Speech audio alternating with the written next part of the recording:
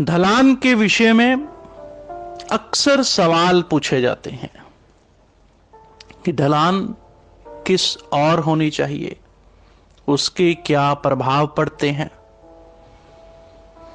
वास्तु में हम लोग मुख्य 8 दिशाएं मानते हैं। उनमें से अगर किसी भी भूखंड की ढलान है जो पूर्व की तरफ हो, तो उस भूखंड के ऑनर को, निवासी को हर तरफ से धन लाभ मिलता है, मान सम्मान बढ़ता है, प्रतिष्ठा और सुख में वृद्धि होती है जब तक वो उस भवन का इस्तेमाल करता है। वही ढलान दक्षिण पूर्व की तरफ हो, आग्नेय दिशा की तरफ हो,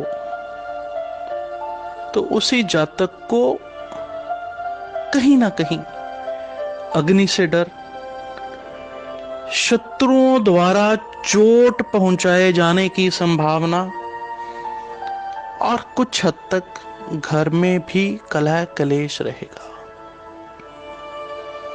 वही ढलान आगे बढ़ते हुए दक्षिण दिशा की तरफ हो किसी भूखंड की, तो उस घर में रहने वालों के लिए नेष्ट फल, थोड़ा तीखे शब्दों में कहूं तो बर्बादी जैसे, मृत्यु का भय उस घर में बना रहेगा। रोगों में भी वृद्धि होगी और कहीं ना कहीं प्रत्यक्ष धन की हानि होगी उस घर में जिस घर में ढलान दक्षिण दिशा की तरफ होगी। वही ढलान दक्षिण और पश्चिम दिशा की तरफ मुड़ जाए, नृत्य की तरफ, अकाल मृत्यु के साथ साथ रोगों में भी वृद्धि, सदैव बेचैनी और धन की ऐसी हानि कि जातक को जीवन भर पता नहीं चलेगा कि उसका धन कहां गया। ढलान तो पश्चिम की तरफ भी नहीं होनी चाहिए। शोक और कहीं ना कहीं अग्नि से नुकसान ऐसे जातकों को होता है। यही ढलान आगे बढ़ते हुए वावे उत्तर पश्चिम की तरफ हो जाए, तो इस तरह के जातक को शत्रुओं से बहुत हानि पहुंचती है।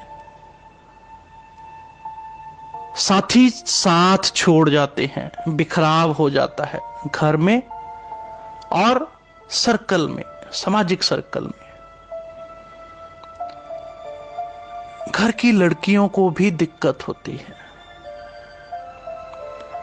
भय, विपत्ति और पेट की बीमारियां इस तरह के जातकों को लगी रहती हैं। नेताओं के लिए सबसे बुरा होता है अगर ढलान यहां पर हो। अब वही ढलान उत्तर की तरफ आ जाए, बहुत बढ़िया, सदैव लाभ मिलेंगे इस तरह के जातक को। वंश वृद्धि होगी इस तरह के जातक की।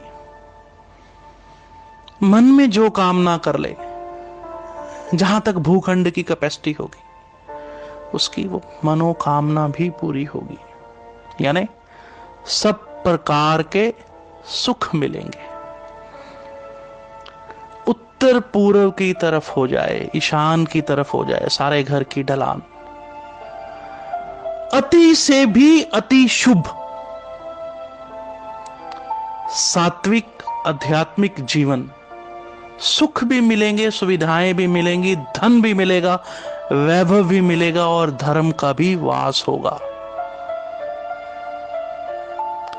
ये 8 दिशाओं के बारे में ढलान किस तरफ हो,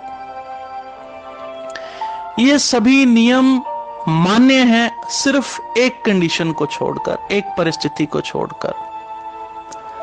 घर का ब्रह्म स्थान या भवन का ब्रह्म स्थान ऊंचा हो और बाकी के सारे फ्लोर लेवल्स बिल्कुल सम हो, इक्वल हो, तब नुकसान नहीं होता। अन्यथा सभी 8 दिशाओं का वर्णन मैंने अपने हिसाब से किया। उम्मीद करता हूं आपको पसंद आया होगा। धन्यवाद। जय श्री राम।